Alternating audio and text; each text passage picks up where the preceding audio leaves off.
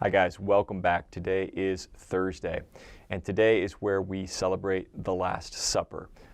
Yesterday we saw how the plot began to develop against Jesus, and the religious leaders and the teachers of the law and people like Judas began to plot how they could betray and how they could murder Jesus. Today, Jesus sits down with his disciples one last time. This is the last meal they're going to eat together, the Last Supper. And they're going to celebrate something specific, the Passover. And if you remember from Sunday school, back in the Old Testament, the Hebrew people were slaves in Egypt. And God saw them in their slavery, and they cried out to him, and God delivered them.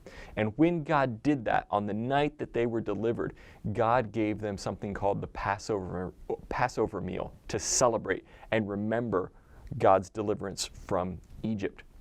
And he told them that each and every year at the same time, they were supposed to celebrate the Passover together. And they were supposed to pass this down from generation to generation and tell their children and their grandchildren about what God did and how God delivered them from slavery, how God gave them their freedom.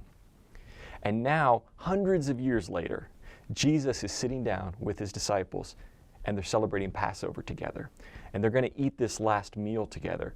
But here's something very important, very special is going to happen. Jesus is going to do something new with the Passover and turn it into a new covenant that he is making with the people once again. And so you're going to read that story of how Jesus sat down and had that last meal with his disciples. Keeping in mind, use your imagination, the plot that has developed, Jesus sitting down for the last time with his disciples. Jesus knows it's the last time. The disciples don't know that yet. And this is leading up to the betrayal that's going to happen right after this meal. And then tomorrow we're going to talk about that some more. So today you get to read the story of the Last Supper and engage with those questions, spend time in prayer. There's a playlist that's been developed specifically for today. The scripture and the playlist, all that's in the description below. The scripture you're reading today is Matthew chapter 26, verses 17 through 31. So go read that. Go engage with those questions, and then most importantly, spend time in prayer, rest in God's presence, and just read the scriptures, spend time in prayer with God, and I will see you guys again tomorrow.